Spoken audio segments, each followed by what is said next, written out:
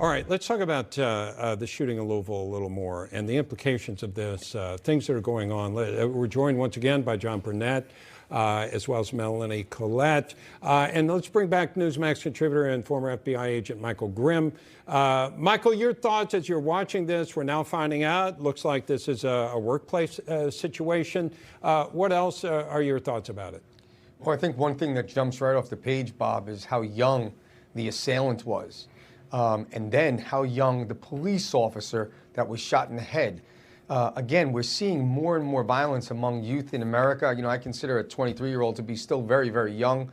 And again, this multifaceted violence problem that we have, this is, you know, everywhere within our society, and how do you attack it is the question. How do we stop this? How do we prevent this? Because it's not law enforcement that can really stop a lone wolf that suddenly has maybe potentially a psychotic break or acts out for the first time. So you're putting, you know, law enforcement behind the 8-ball. So it really comes to, you know, some of the things John Burnett was saying, the family, messaging from our politicians, from the White House on down, and attacking some of the problems that we know exist, whether it's mental illness or a lack of, you know, a problem with children in schools that we're seeing some of the signs, but then we don't do anything to potentially stop them from getting worse and giving them the help that they need. So it's multifaceted. It's going to take a multi-pronged approach. It's going to be top down, and from the White House to the family house, all of these things are going to have to come together, and that's going to be very difficult. Yeah, Melanie, your thoughts. We were discussing similarly before the break. Certainly we were, and I was discussing how in the school environment,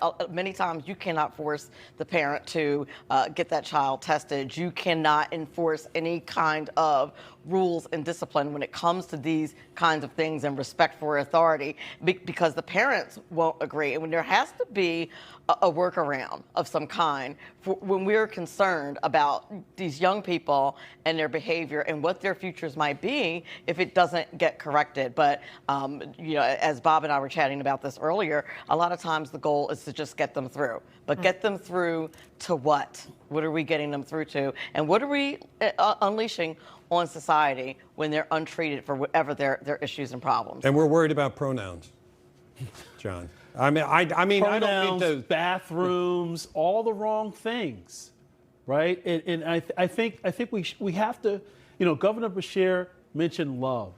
That's key, right? But how I grew up is tough love. Mm-hmm. You had love, but you also had discipline. You also had embrace. You had compassion. But most of all, you had expectations and values.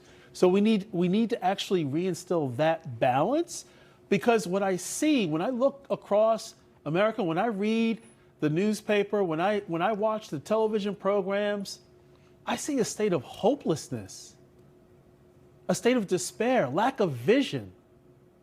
How did we get here so fast, where parents seemingly don't provide that level of instruction? Many times the parents act out just as much as the children, and we see that at the school sporting events. Yeah. John, so sorry. We can continue the conversation, but right now we've got to take a little bit of a break. That's right. Stay with us. You're watching American Agenda.